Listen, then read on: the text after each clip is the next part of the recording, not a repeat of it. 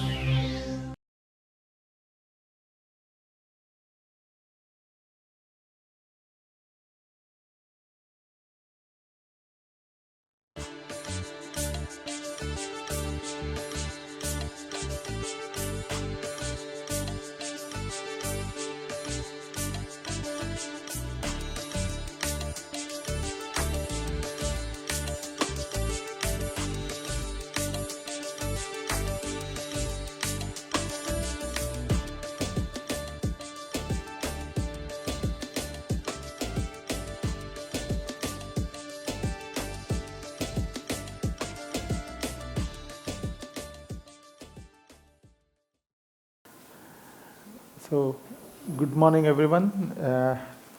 In the second day and first session of this national seminar on Voxology, today I am going to talk a little bit about voice culture in Hindustani art music. Actually, the kind of voice culture we are talking about has a long ancestry in India. As we have heard yesterday's speakers, how from the ancient times we get references to voice, nada sadhana, swara sadhana, even in ancient texts. But what is the scenario in the modern times or contemporary times, and especially in the last century, from the last century? That is my focus for today. Yeah, next slide.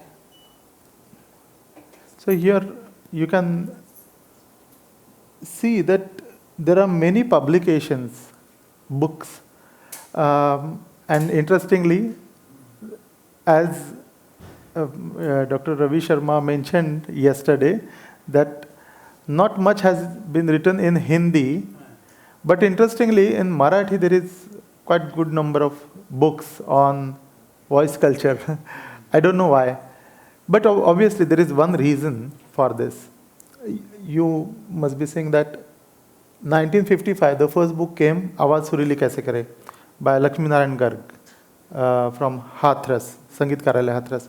I think that was the first book in Hindi, or even in India, so to say, that handled this concept of voice and voice training. And it was, I think, initial step towards this topic. But before that, actually, Professor B.R. Devdhar was the first one to get introduced to the Western voice culture. As we know, Professor B.R. Devdhar was a disciple of Pandit Vishnu Digambar Paluskar, and with the recommendation of Pandit Vishnu Digambar Paluskar and with the scholarship, he started taking lessons of Western music from an Italian master, Giovanni Screnzi, in Mumbai. And he learned Western music under him from 1920 to 25 for 5 years. And during this time, there was quite a lot of sharing about what kind of music was being presented at that time in India, and how an Italian musician looks at this music. So, and interestingly, Giovanni Screnzi was one of the critic who used to write in that times of India. And he used to write about Hindustani concerts. So, of course, Devdhar Sahab started having discussions with him And Screenzy used to criticize the voice production of Hindustani musicians. And he told once that, oh, you Indians don't know how to produce voice. You abuse your voice. And this struck Devdar. He was young at that time, and he said, हमारे यहाँ तो इतने सारे बड़े बड़े गवैये हैं, इतनी अच्छी आवाज़ कमा लेते हैं, हर एक घराने में अपना अपना एक तरीका है आवाज़ बनाने का, और ये कैसे कह रहे हैं कि ये एब्यूज़ है. So he discussed with Screenzy in detail, and then Screenzy told him that we in European music have a very different kind of voice training, and as we know, there are 4 types of voices, registers, etc., etc. So Screenzy introduced this to Devdar. Of course, he didn't taught him voice culture at that time. But for many years, Devdar Sahab was having this idea that we should learn the Western technique and give a good answer to Screenzy's criticism. And actually, very interestingly, in his 50s, Professor Devdar traveled to USA and studied voice culture under Professor Ingham in New York. And I think he was the first Indian musician to get a proper training under a Western voice trainer. And of course, that was a 1-year course at that time. And he came back to India and started teaching this new technique. Of course, he was ridiculed because that was totally new, something new and alien to Indian musicians. The kind of exercises which were practiced in Western music, the practice and exercises about various pitch ranges, articulation, pronunciations, posture exercises, that was entirely new at that time. And he was ridiculed. But he was very persistent, and he kept experimenting on himself as well as some of his students. There were only 2 vocalists in India who told him that Devdar Sahab, आप जो कर रहे हैं अच्छा कर रहे हैं, keep it up. And those 2 musicians were Ustad Bade Ghulam Ali Khan Sahab, and second was Ustad Amir Khan Sahab. And even at that time, Devdar Sahab used to sing regularly at All India Radio Bombay station. At that time, it was Bombay, not Mumbai. And after 3 years of Devdar Sahab's training and practicing, once Ustad Amir Khan Sahab called him after his radio broadcast that आप जो मेहनत कर रहे हैं उसका फल मिल रहा है, आपकी आवाज़ बदल गई है और अच्छी हो गई है. So it had changed and changed for better. And that was in a way a green signal. And of course, Devdar Sahab started teaching to several students, and one of his students was Dr. Ashok Ranade, my guru. So in a way, I'm in the same tradition of Devdar Sahab.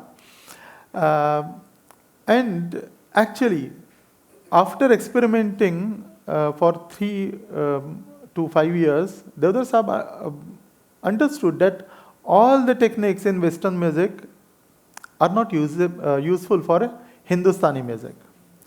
And he then started thinking on a different line, and he developed Indian voice culture, and especially for Hindustani music. And it was around 1968 when music department of Mumbai University started, and Dr. Ashok Ranade was the first director of that music department. And at that time, Dr. Ranade was not learning under Devdar Sahib. He was learning under Gajanan Badoshi. And he had several problems and issues with his voice. And of course, he knew that Devdar Sahib has learned Western technique and it is something valuable. He recognized that. And when he started this degree course in Mumbai University, he thought that we should incorporate voice culture as a paper. And he introduced it in an academic setup. And he invited Professor Devdar to teach that paper. And of course, it was not just theory paper, it was a practical training paper. And Ranade told that I will be your first student. Even though he was head of the department, he said that I will be your first student. Devdar Sahib told that सिर्फ आवाज़ साधना voice culture के लिए वो मराठी में कर रहे थे, आवाज़ साधना सीखने से कुछ नहीं होगा, तुम्हें गायकी भी सीखनी होगी. Because they both go in hand. And that's how Ranade started learning under Devdar Sahib. And of course, he got the training of the particular system that was developed by Professor Devdar for Hindustani voice production or voice culture. And later on, Dr. Ranade actually trained literally thousands of musicians, and not just musicians, speakers, actors, theater actors. And just like yesterday, Dr. Vinod told us what is the difference between voice culture, Voxology, and Vocology. So in that sense, it is non-therapeutic therapy, non-clinical therapy. And in that sense, Dr. Ranade was one of such voxologists at that time. He trained for more than 40 years to many. And one of his students who benefited from his voice culture were like Pandit Mukul Shivputra, Kumar Gandharva's son and disciple. He learned voice culture under Ranade. And there are many such, even theater actors are there. Okay. And after Ranade, there are many such. Even there were some musicologists or voice trainers who didn't believe in Devdar Sahib's method, and of course Ranade's method. And they actually tried their own methods. Previous slide, please. So here we'll see some books I will mention that they criticize or they have claimed their own method, different than Devdar or Ranade's method. So here, this Swami Dharmavrat, the fourth book, Bharatiya Awaaz Sadhana Shastra, Swami Dharmavrat, he had a different kind of method. Yes, interestingly, Yashwant Dev, who is a Marathi light music composer of great height, he wrote a book, Riyazacha Kana Mantra. It was especially for voice culture, for light music or playback singing. That was first of his kind book in Marathi. And he, of course, started training many playback singers, including Asha Bhosle and many, from 1960s. And he also had some inputs from Devdar Sahib. Then later after 2000, we find many people taking interest into this field, and they started exploring voice culture with different perspective. And Chandrakant Karandikar, who use yogasana, yoga pranayam for attaining swara sadhana. So he had a different method.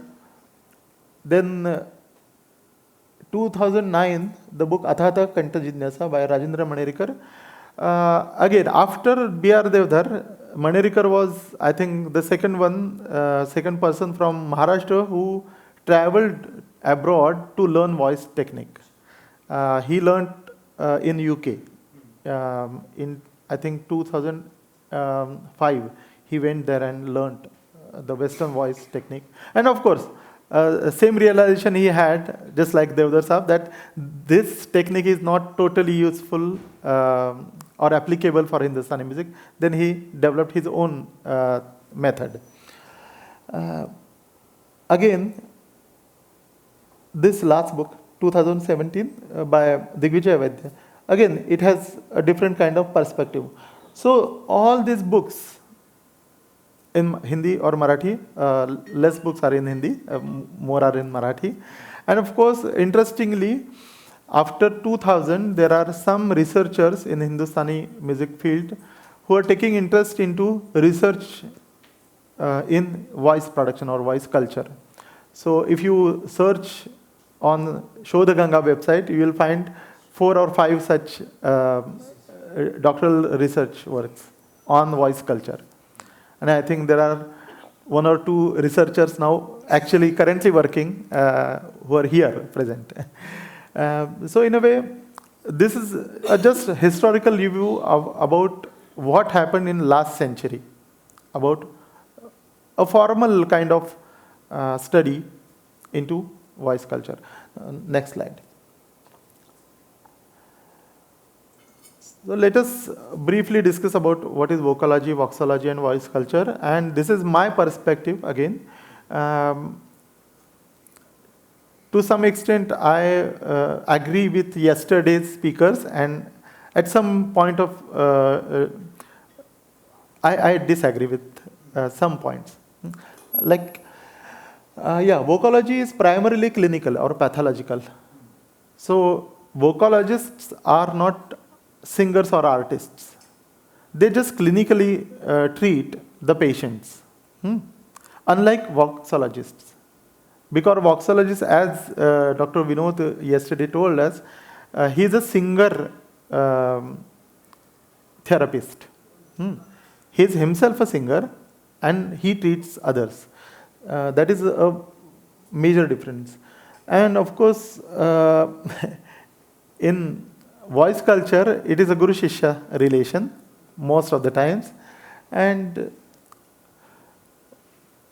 performers develop their own voice culture, and it is very subjective. Each performer develops his own. Again, there is a, we can say, a broad framework of gharana or gaiki. Like if someone is learning Gwalior gaiki or Patiala gaiki, there will be some sets of how to use voice, rules about how to use voice, how to develop the voice, how to articulate. So it is a gharanedar talim that sets these rules. But within the gharana also we find that each performer, depending on his own voice, his own aesthetic sense, his own temperament, his own physique, his cultural background, also, his food habits changes voice culture. And that's why voice culture in Hindustani music is completely subjective, unlike vocalogy or voxology, which is objective in a larger sense.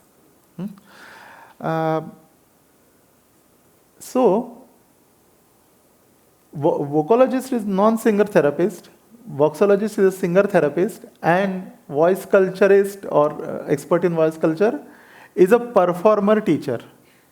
That is a difference.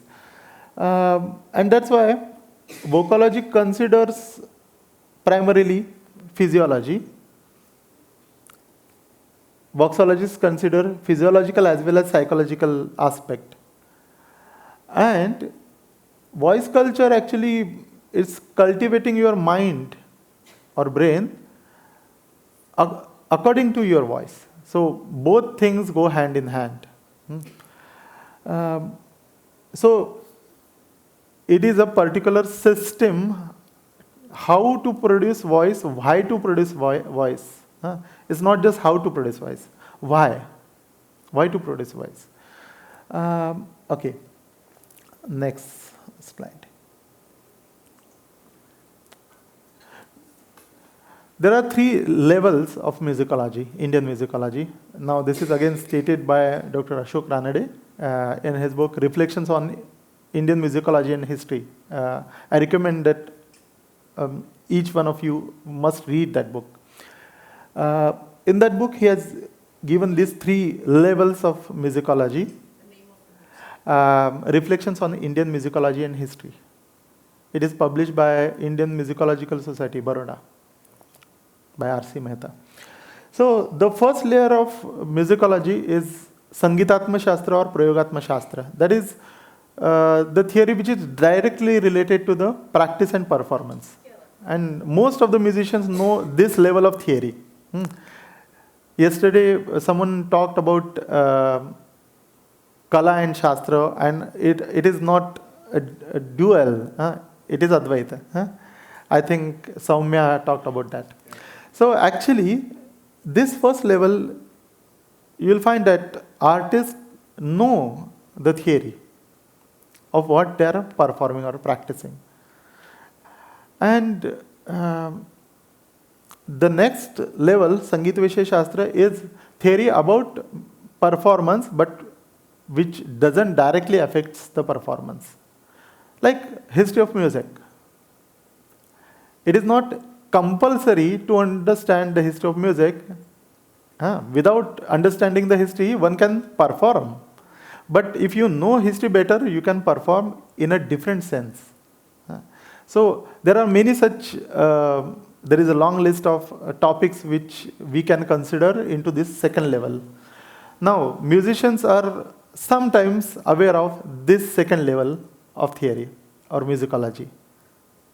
But it's like they are not that interested in learning this second level of musicology. And this third level of musicology is Sangeeta Sambandha Shastra. That is, in a way, we can call it as cultural musicology, because it's interdisciplinary approach, like psychology of music, or ethnomusicology, sociology, gender and music. There are many such, even sciences and music, neuroscience and music, or biomusicology. There are many such fields. And of course, musicians are not aware, they are totally ignorant about this third level of musicology, because they are focused on performance, and these are not performing aspects. This third level, that area of this musicology, third level musicology, is actually, it impacts the music culture on a larger level, but it doesn't directly impact the performance. And that's why musicians or performers are not aware of this third level. Now, I am placing the study of voice culture on these 3 levels like this. Usually musicians learn the voice techniques, voice culture under the guru, gharana system. And that's why the primary voice technique, which is practiced and perfected by the performer under his guru, is the first level, that is Sangitatma or Prayogatma Shastra, about voice. Then the second level is the elements which are imbibed from oral tradition, posture, gestures, yoga.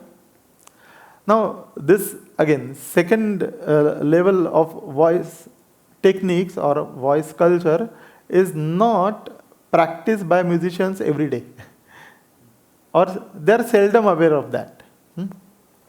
But the third level, most of the musicians are not aware of this, like ethnomusicological perspective or cultural musicology of voice, like how the food culture impacts your voice. And as Professor Skrinzi was criticizing Indian musicians, that Indian musicians abuse the voice, he was having all this in his mind. Because when he was watching Indian musicians chewing tobacco, drinking heavy alcohol, or even like taking a pride of having a full chicken plate before singing in the concert. Huh? So he was thinking that this is abuse of your voice. Or at that time, most of the male singers were using the pitch E or F. Huh? And for his ears, it was screaming. And he used to ask Devdar Sahib that why don't you sing in a pitch which is comfortable for your voice as well as for our ears. And almost after say a century we are observing the transition. Now hardly anyone sings in E or F pitch in Hindustani music. Huh? It was due to sound system. It wasn't there. That was not just one reason. Huh. Because see, at that time, even Fayaz Khan Sahib was singing, but he was singing in C or even A sharp. Huh.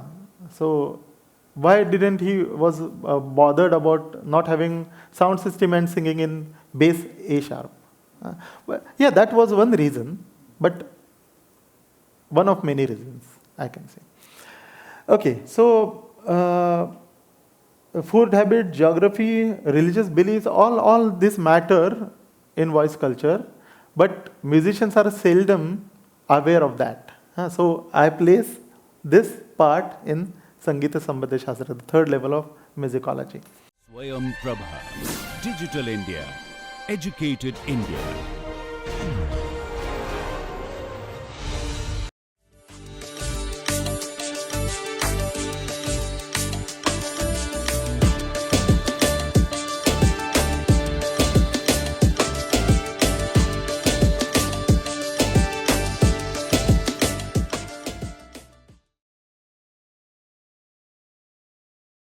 Okay, I have some samples and I will play them and then talk a little bit about what kind of voice practice was observed in the particular artist. But before that, as we know that there are 4 characteristics of sound. नाद के गुणधर्म हम जानते हैं सभी, क्या होते हैं? Pitch, volume, duration and timbre. Okay. Now, all these 4 characteristics we should consider in voice culture because they are directly related to voice production. Like for pitch, the traditional Hindustani way of looking at it with voice culture was like being pitch perfect. सुरीला होना सबसे अहम बात है. जैसे कि उस्ताद अब्दुल करीम खान साहब कहते थे, अब्दुल करीम खान साहब यूज्ड टू से ताल गया तो बाल गया, सिर गया तो सुर गया तो सिर गया. So being tuneful or pitch perfect is that much important.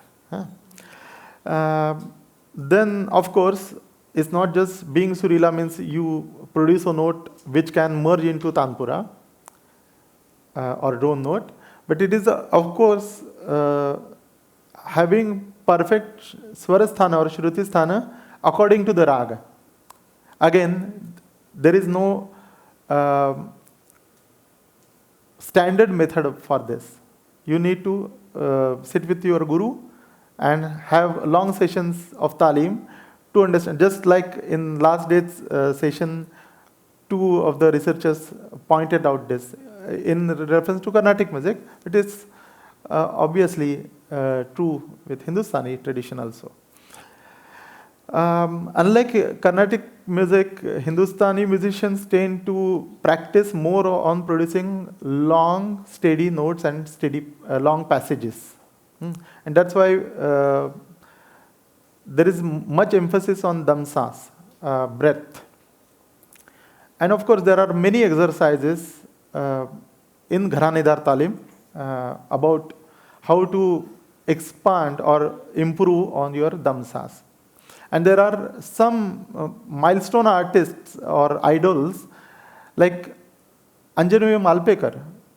It is said that usually we believe that male singers have longer breadth, damsas, than female singers, because there are physiological reasons for that. But it is said that Ustad Nazir Khan and Chajju Khan, the Ustads of Anjanavi Malpekar, they trained her in such fashion that she could sing or hold her breath for 2 minutes and 45 seconds. That long.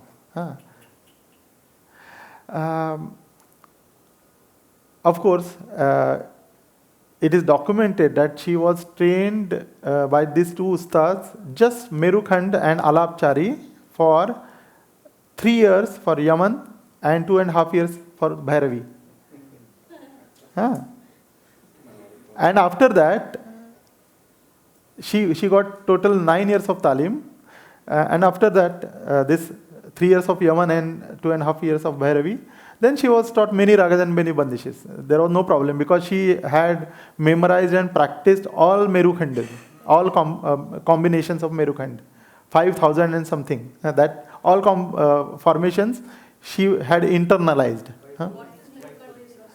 Merukhand is in a way, or Khanda Meru, which is also a word, is a permutation, mathematical permutation and combination of notes.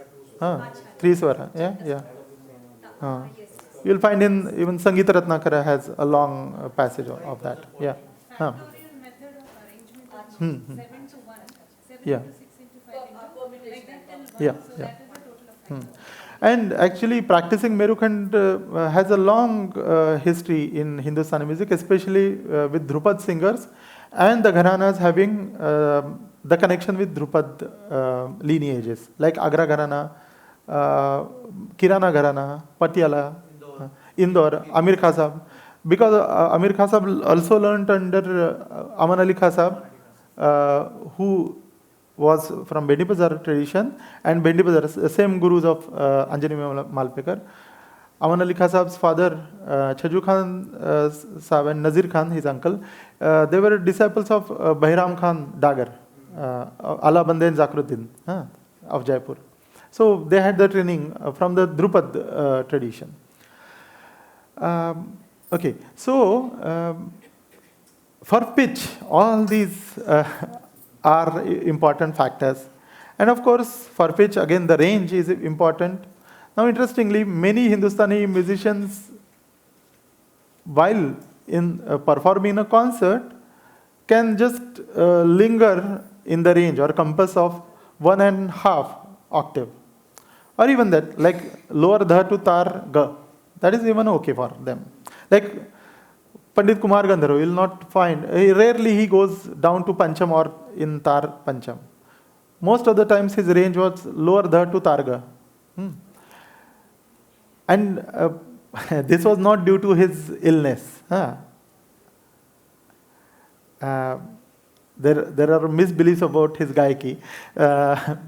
Everything is about his illness. It's not true. But you will find many singers exploring the range of 3 and sometimes 3+ octaves, like Ustad Amir Khan Sahab or in Pandit Jasraji, Begum Parveen Sultana. They had a range, and they regularly explored this range in concerts. And of course, there is a wide range of vocalizations, like mean, ghasit, soont, dalu, gasak, masak, then khatka, karn, gitakdi, jamjama, taan phirat, a lot of taan patterns. Actually, Ustad Aman Ali Khan Sahab has listed around 109 such vocal aspects, vocalizations. If you see the Bendi Bazar Gharana Ank by Sangeet Karyalay Hathras, there is a list given, which were all these vocalization techniques were practiced in that Gharana, and they were taught. Baqaida sikhaye jate the. So all these practices are about pitch, controlling the pitch. Then, of course, for volume, as said earlier, in that era, as there were no amplification system or microphones, people used to sing aloud, open-throated, high pitch also. But overall projection of voice was much stronger than today. Means आजकल तो गायक यहाँ गा रहा है तो वहाँ सुनाई नहीं देता. So the singers have lost the capacity of projecting their voice due to amplification system. But even till, I will say, my generation, it was taught like you need to project your voice at least to reach around, say, 20 to 30 feet long. That was the parameter.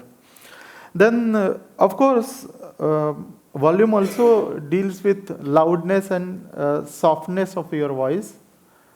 It also deals with fade-in, fade-out techniques. And interestingly, in some gharanas like Kirana, Patiala, Bhendi Bazar, this technique of fade-in, fade-out or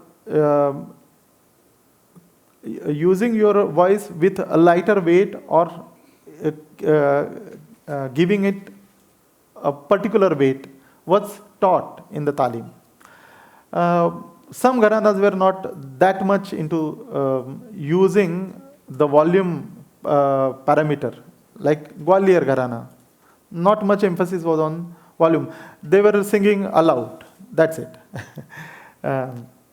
And of course, timbre, the fourth aspect. The tonal color, of course, it depended on Gharana.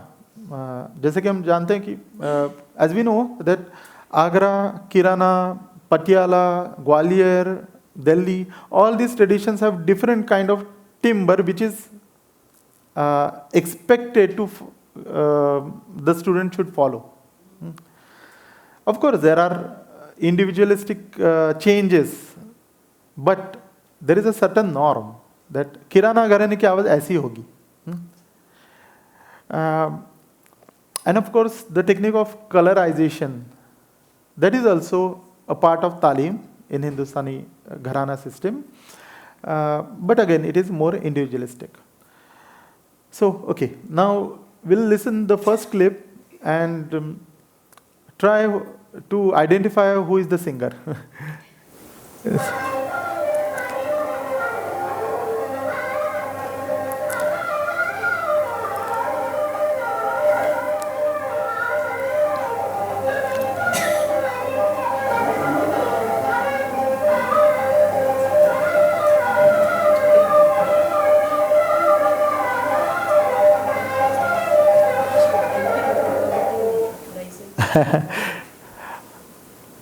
Can anyone identify who was the singer?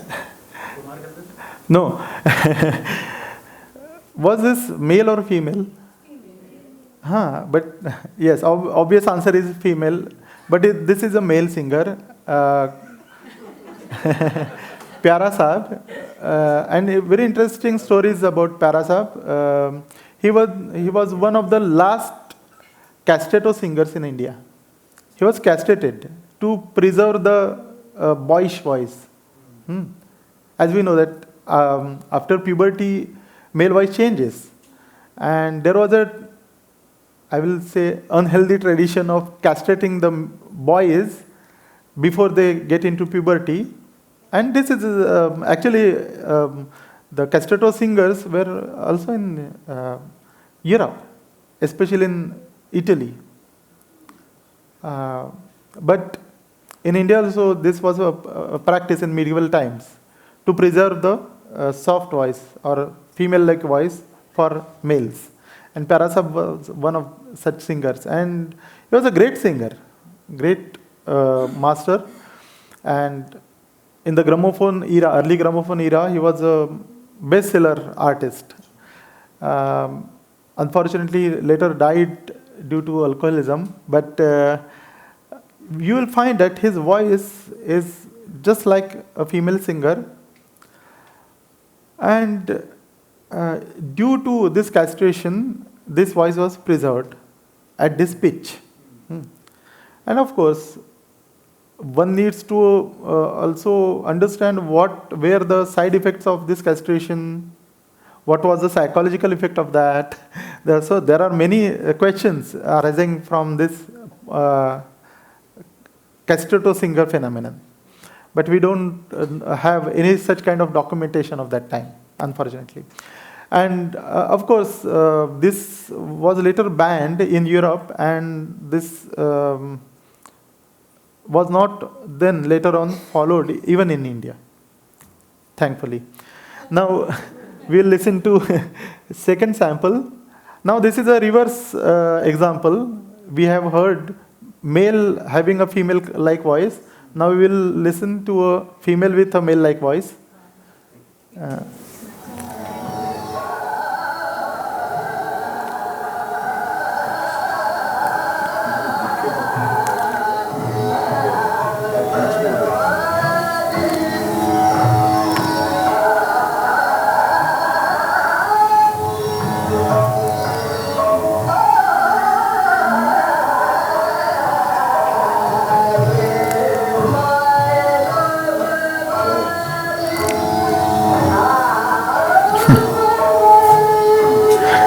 Okay, this is Gangubai Hangal. And of course, this was not her real voice. In her young age, she had a perfectly female type voice. And there are many such gramophone records with her normal voice. Unfortunately, around her age, I think 32 to 38, that age, she got some illness and her voice was damaged. So in her young age, with normal voice, she was usually she used to sing in A sharp or A. But later, she started singing in G or F sharp, G sharp. So her voice was in a way a more masculine kind of voice among the female singers. Third sample. This is an example of the weight or depth given to voice, especially with Drupad training. And the range, the lower range, Kharaj, how it is explored, especially after Drupad Talim. This is Pandit Uday Bhavalkar of Dagar Bani Gharana.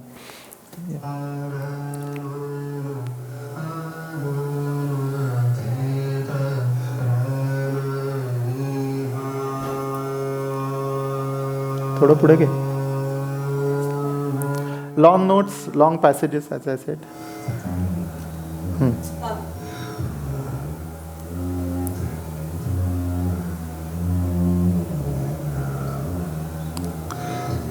अतिमंद्र सप्तक का निषाद एवं देवत तक जाते हैं.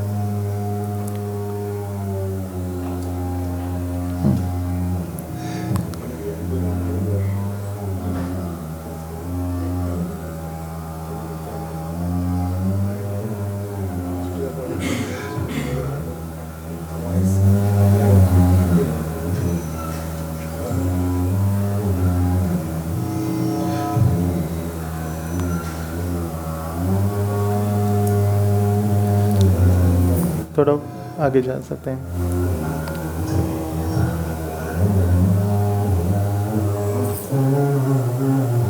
Now this is a jod part. What's the scale of this? C.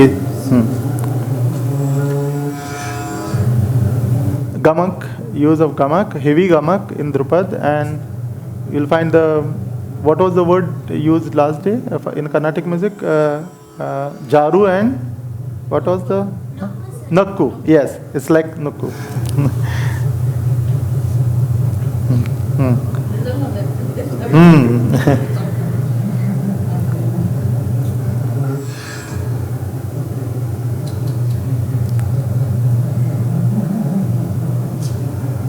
So there are specific techniques or तरीके, रियाज के तरीके, in which they teach how to apply gamak to even mandra or atimandra saptak notes to tar saptak notes. So there are particular exercises for that in Drupad system. Okay. Now we are going to listen some samples from Gwalior Gharana, but you will see how voice practice is different in each singer. Okay, first sample.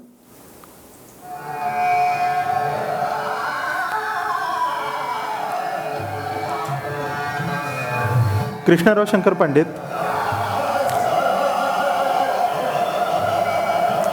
He had an amazing control over his voice with exploring 3 octaves and sudden jumps from higher octave to lower octave.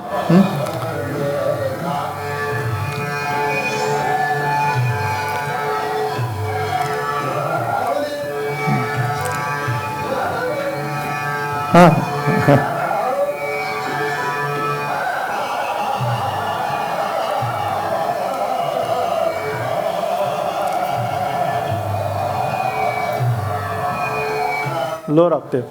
So in one avartan he has explored 3 octaves. Next sample.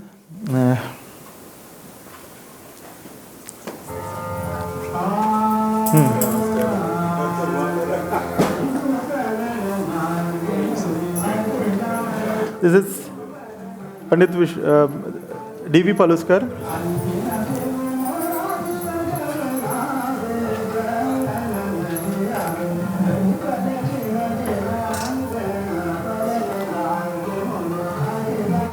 शेवटची काही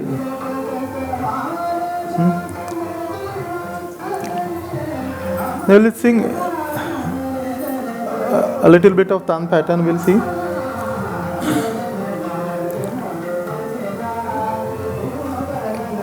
Okay. So there is certain kind of sophistication and refinement in the voice, unlike the earlier singers from earlier era. So Pandit Vishnu Digambar Paluskar was very keen in having a clean, sophisticated voice with better pronunciation. So actually, interestingly, Skrinzi, when Devdar Sahab asked that you are saying that all Indian Hindustani musicians are abusing the voice, so as if there is no one who has a good voice, so what do you think? Who sings in not abusing the voice? So he said, oh, you are Guruji. That means Vishnu Digambar.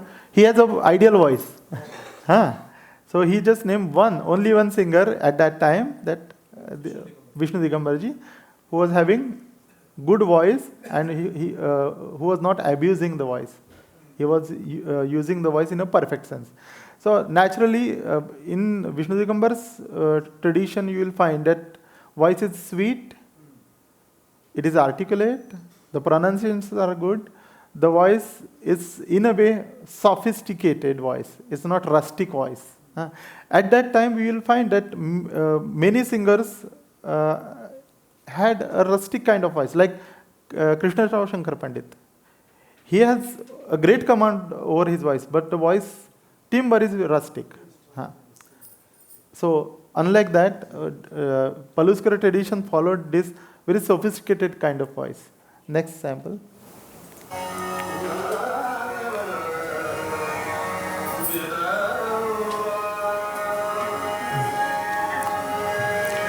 This is Omkanath Thakurji.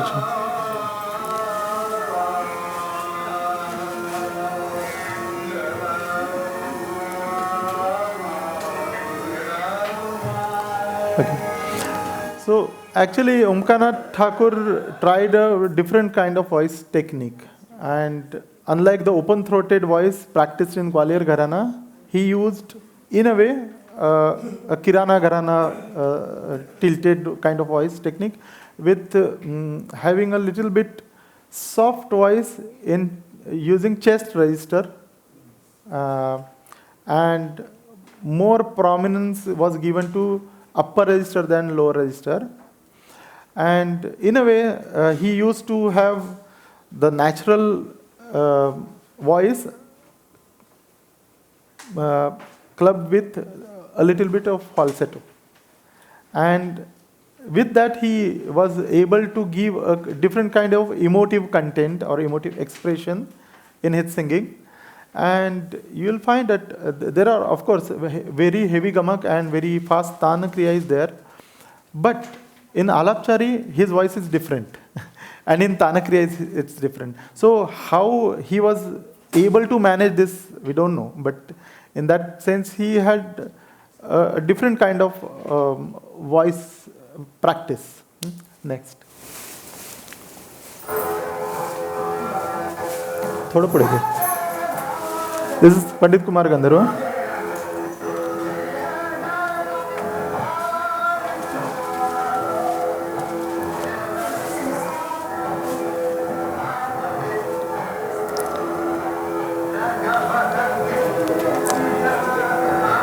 Very sharp voice.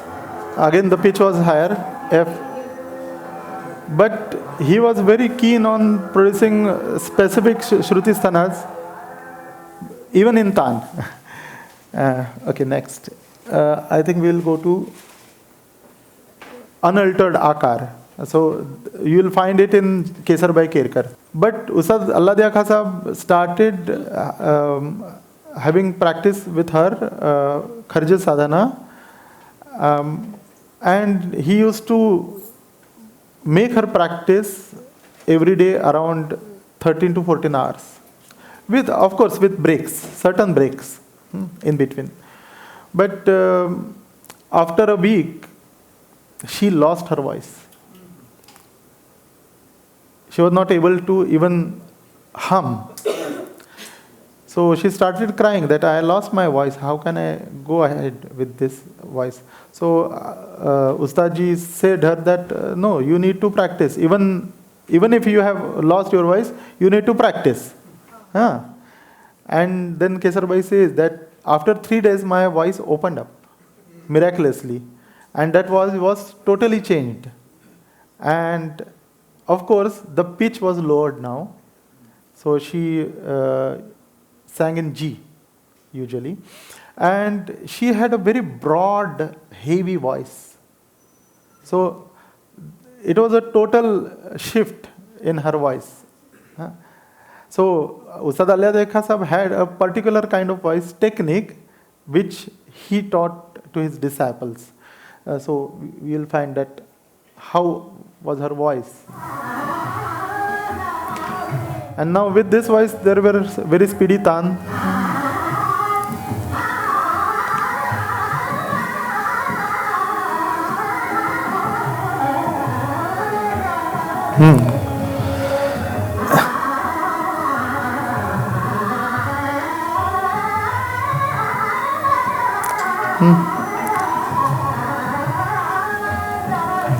Okay.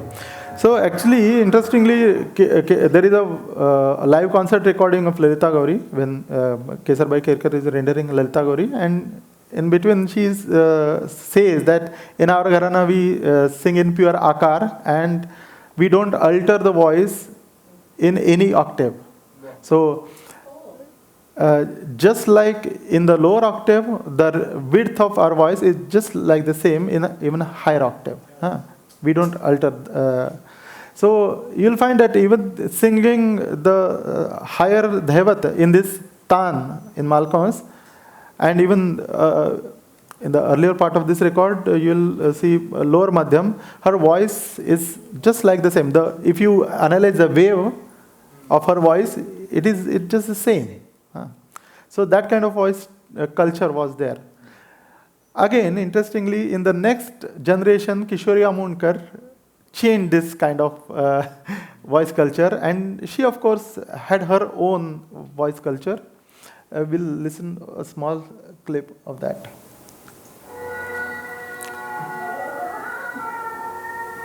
Now, this is a much more Kirana inclined voice.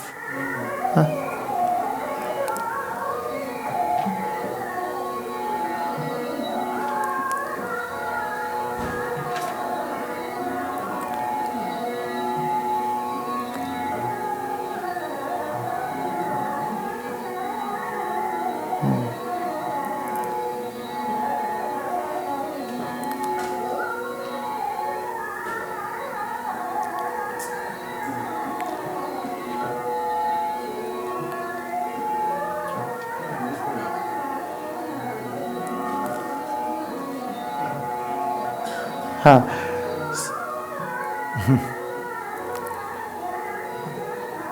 So the voice texture or timbre is much like Kirana singer, but the content is of Jaipur Gharana. Next.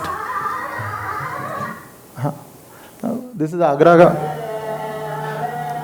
A total change now. The voice is in a way nasal kind of voice, but lower octave. Huh?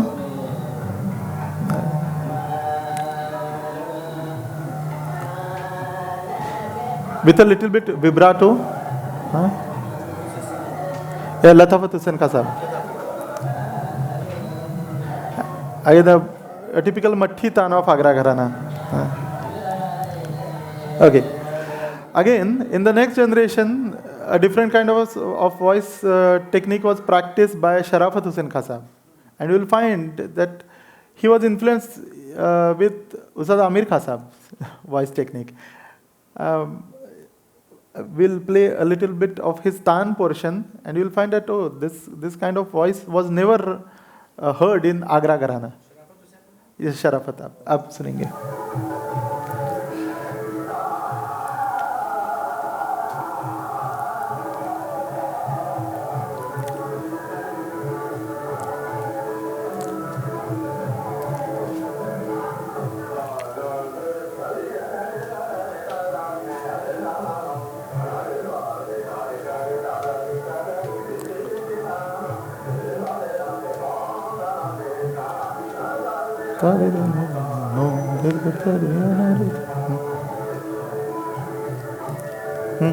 चालू देते.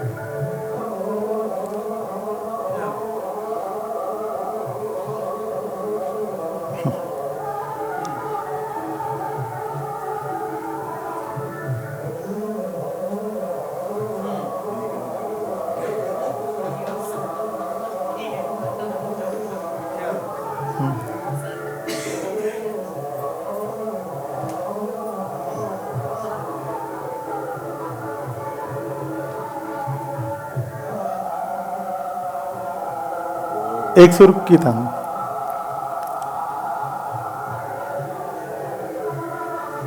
Okay. Again, Sharafat Kasab shifted to Kolkata, and the music culture in Kolkata was very much different than in Baroda, where Fayaz Kasab used to stay, or in Mumbai, where Vilat Hussain Kasab or Khadim Hussain Kasab was there. So naturally, Sharafat Hussain Kasab's voice production and use of voice has, in a way, a direct impact of music culture in Kolkata. Okay, next. Huh? Yes. Kirana Gharana, first sample.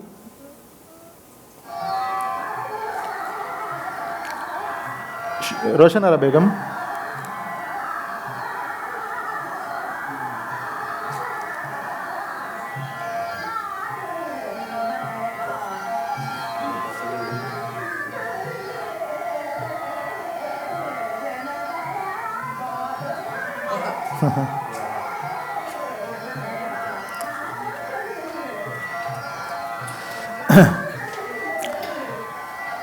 Again, unlike Ustad Abdul Karim Khan or Ustad Abdul Wahid Khan Sahab, Roshan Ara Begum had a different kind of voice technique.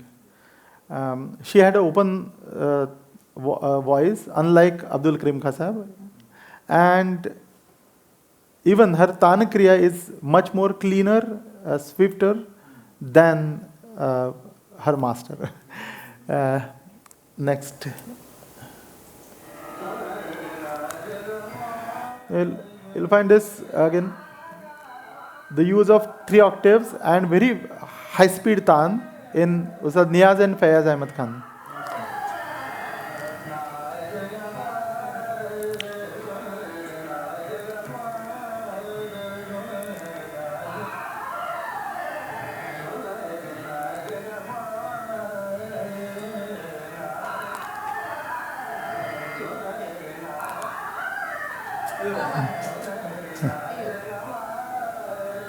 अतितार सप्तकी Gandhar तक गए हैं. Okay. Next is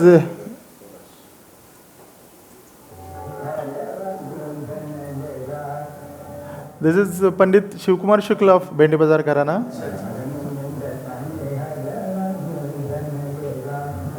Well, seeing the pronunciation is very different.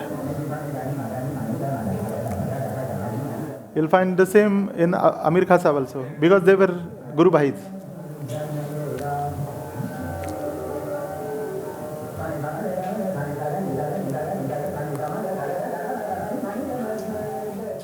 This is because the Khandameru practice.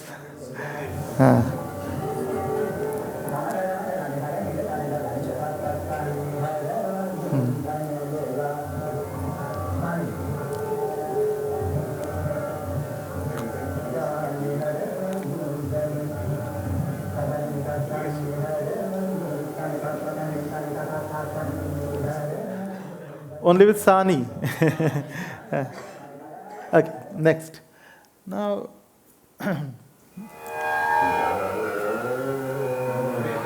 Amir Khan Sahib.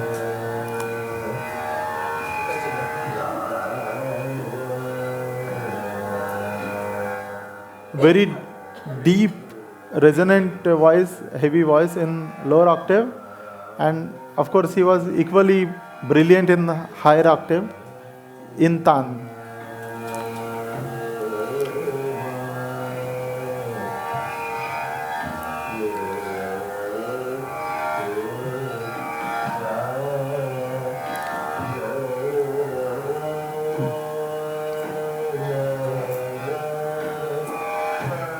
Okay.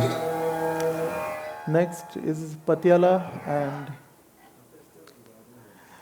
okay, 3 or 5 minutes. Okay, we'll skip some, but we'll first play first clip.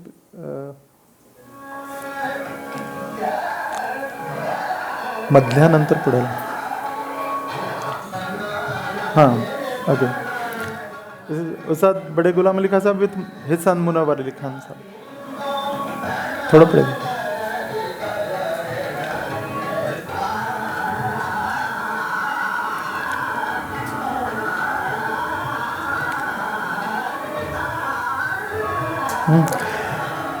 Again, exploring 3 octaves with ease.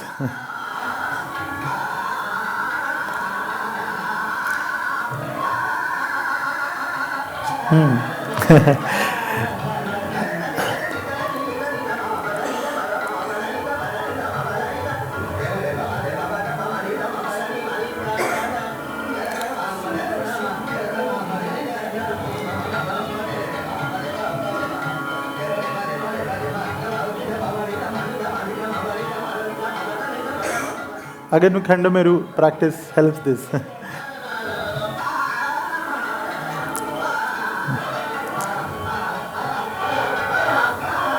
Tapang. Okay. Interestingly, Bade Ghulam Ali Khan Sahib was introduced to voice culture of other music cultures also, because he knew the voice techniques from Persian music or Arabic music, and even operatic singing. In one of his interviews, I think he has demonstrated some part from that. And actually, my Guruji, Dr. Ranade, once told me that he used to practice on his Swaramandal or Kanun with key changing. And he used to practice in the, like after key change, like scale A or even lower to that. And he used to sing the exercise like sa pa ga pa sa ga pa sa ga pa ga sa pa ga sa pa ga sa.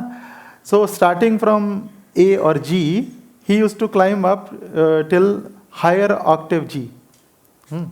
And this kind of practice he used to have regularly. And that's why his range was flawless. Okay, next. that we'll skip Sham Chaurasi right now because we don't have time.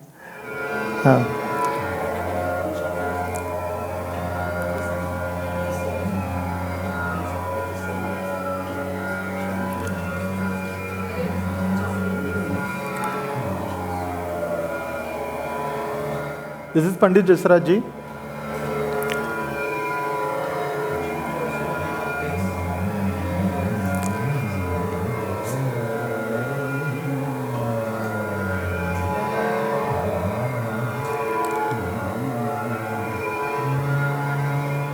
Pause. Actually, interestingly, Jasraj ji had a very thin voice, and his projection was not that strong. If you listen him actual, you will not be able to listen just from the distance of 3 feet. But he used the microphone in such a way that his voice resonated, or it felt like he has a broad voice.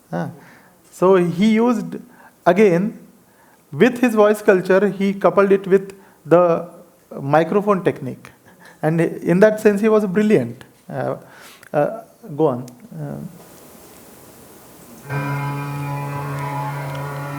Thoda play.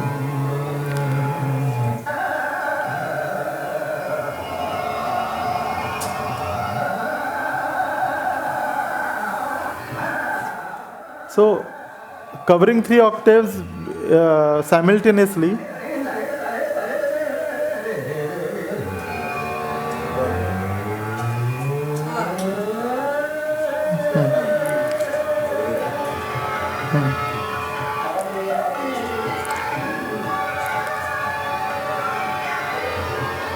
Hello.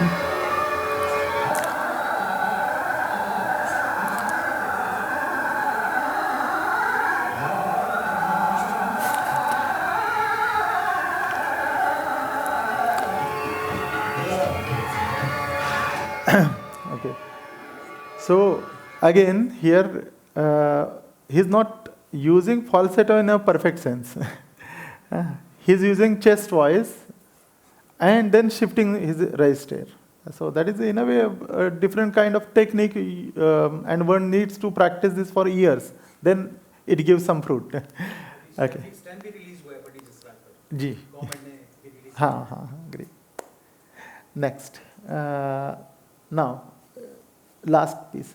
I will end this session with one sample, and actually, I dedicate this session, my talk, firstly to Professor B.R. Devdar, who introduced a different kind of perspective of voice culture in Hindustani music. Then secondly, to his disciple and my guru, Dr. Ashok Ranade. And thirdly, I will dedicate this session to a finest singer of Hindustani musician who was having a lot of problems with her voice in entire of her life, but she was a fighter, a great fighter, and she overcame many problems or many issues, health issues, and kept on singing with a strong voice. And she was none other than Malini Rajurkar ji from Hyderabad. Unfortunately, she passed away last year, so I dedicate this to her, and we'll play one sample, and you will find that what is her mastery, a typical Gwalior Gharana articulation with lower pancham to tar pancham, free or easy rendition, and very crisp, danedar bolte hain jisko, crisp tans. We'll finish with this. This is a Tab Khayal in Rag Bihag.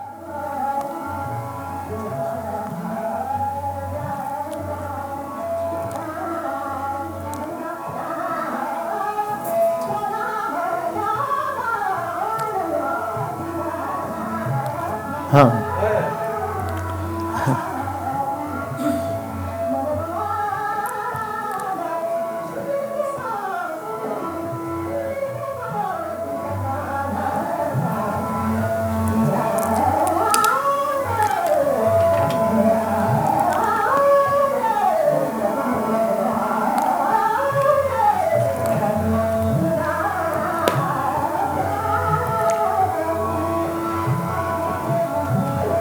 थोड़ा play. You listen, she's coughing. हाँ, okay. थोड़ा मांगे. हाँ, ठीक है.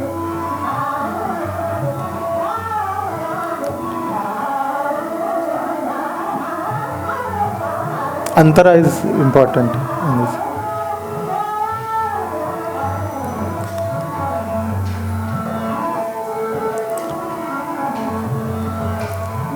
हाँ.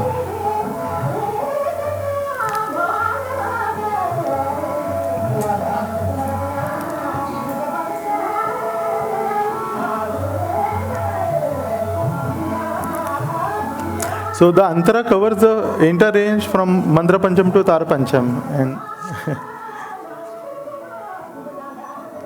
the sum of Antara is on Tar Gandhar. Okay, so thank you. So this was about Hindustani music.